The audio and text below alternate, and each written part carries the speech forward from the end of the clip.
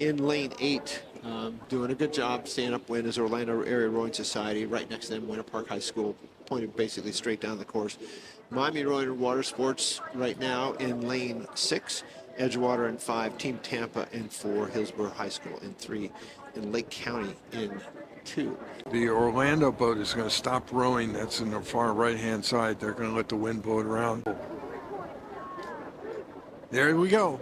Great start by everybody. You see the coxswains immediately maneuver their boats back into their lane so they don't get in the buoys. So when they're pointed through the buoys like that, they've got to get back centered up real quickly so they don't hit those buoy lines.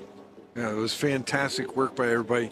And again, these are the boys freshman 8. Wow, fantastic.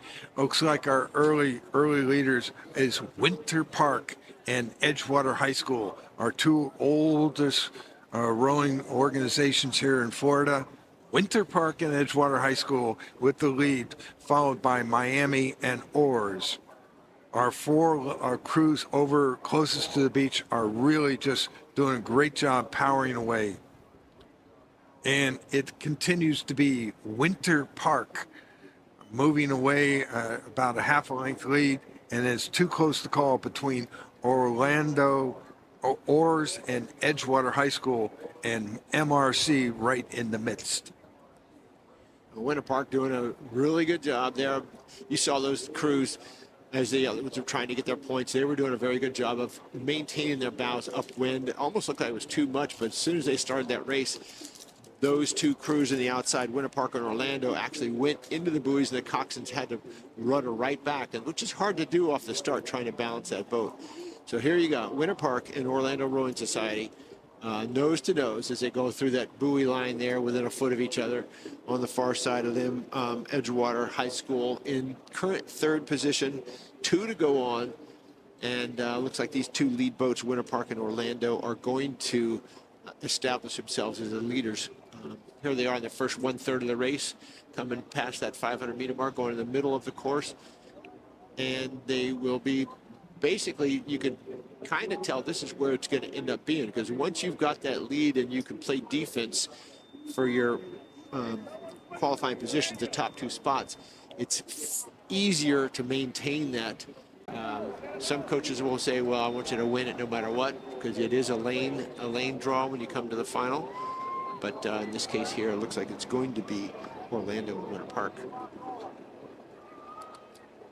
I'm sitting there watching the oars from Oars go into the water, and man, they have been really coached well, because you can see how deep those oars go into the water. It looks like the water line is probably coming up the shaft about 10 inches or so. Yeah. And they are really connecting with that water, because their oars are at the proper depth. They're deep enough that they are really connecting rather than washing out. So in other words, they are driving on dry pavement. They are really getting great leverage, and they're moving about 6 inches a stroke over Winter Park.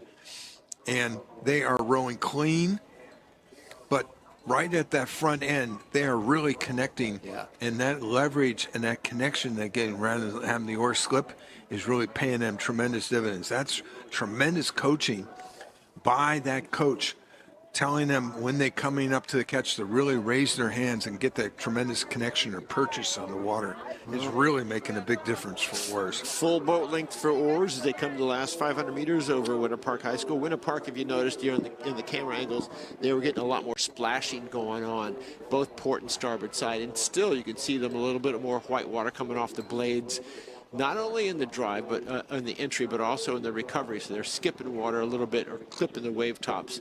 Okay, Whereas, here comes Edgewater High School. Edgewater High School is trying to move their way into Winter Park, but it is oars with that really aggressive catch, that tremendous connection with the water as they pry the boat with them. It continues to move out about 6 inches per stroke. Beautifully rowed here by this first freshman 8 in heat number 1 of the boys freshman 8. At 41 oars right now, coming down the line. Now they're going to hit a real big puff of wind right now, coming in between the tents. See how they handle it. They're in it right now. And it is oars to a dominant position. And here comes Edgewater. Edgewater's trying their very best to work into Winter Park. It's Edgewater and Winter Park. It's the oldest cruise in Florida. Edgewater and Winter Park. Edgewater's trying to walk their way into Winter Park. Will the park hold on? Wow, great racing here at Nathan Benderson Park. But it was oars with a dominant, beautifully rowed race that went into be first, going in qualifying directly to